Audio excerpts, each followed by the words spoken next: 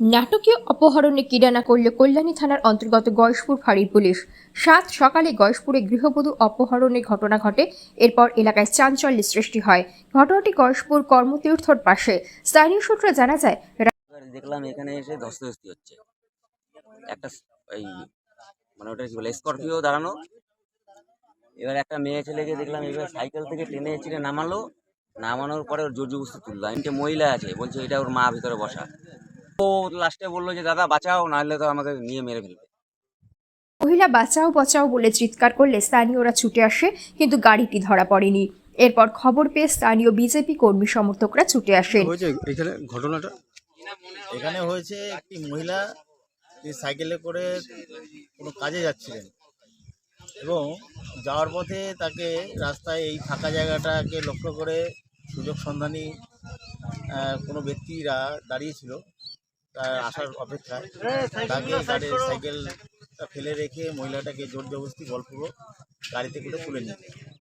যদিও মহিলার স্বামী গয়েশপুর পুলিশ ফাঁড়িতে অপহরণের অভিযোগ জানায়।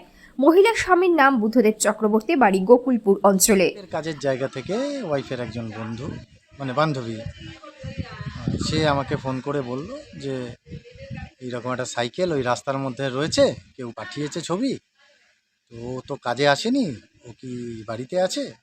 তো আমি বললাম আমি খবর নিয়ে দেখি বাড়ি আছে কিনা। তো আমি আমার মাকে খবর নিলাম, মা বললো হ্যাঁ ও কাজে বেরিয়েছে। তো তারপরে মা বললো পৌঁছায়নি। আমি বললাম না পৌঁছায়নি, ওদের কাজের ওখান থেকে বললো যে পৌঁছায়নি। তারপরে তো আমি স্কুলে গাড়ি চালাই, তো আমি গাড়ি নিয়ে ওই রাস্তা দিয়ে বাড়িতে গেলাম।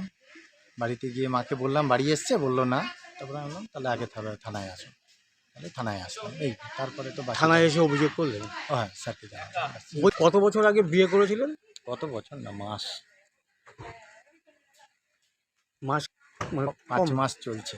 5 মাস বিয়ে করেছিলেন। মেয়ের বাড়ি গয়েশপুরে। বুদ্ধদেব চক্রবর্তী। আপনার ওয়াইফ কোথায় কাজ করে বললেন? নদিয়া সুতে। অপহরণ হওয়া মহিলার বাপের বাড়ি গয়েশপুর অঞ্চলে। প্রথমে বাড়ির কাছে বিয়ে হয় মহিলার। এক কন্যা ও পুত্র সন্তান রয়েছে মহিলার। বড় ছেলের আনুমানিক বয়স 14 বছর ঊর্ধ্বে। এর আবারও 5 মাস আগে গোকুলপুরের বাসিন্দা বুদ্ধদেব বাবুকে বিয়ে করেন মহিলা। তারপর মঙ্গলবার সকালে অপহরণের ঘটনা ঘটে।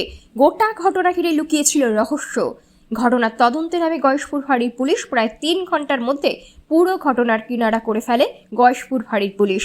জানা যায় ওই ঘটনার পেছনে মহিলার মা জড়িত এবং বলপূর্বক মহিলাকে তুলে নিয়ে যায়। আপনাকে কোথা থেকে নিল? কর্মতীর্থের পেছনে। কীভাবে নিল? আমি ডিউটি যাচ্ছিলাম, গাড়ি ধরিয়ে তবে নিয়ে গেছি।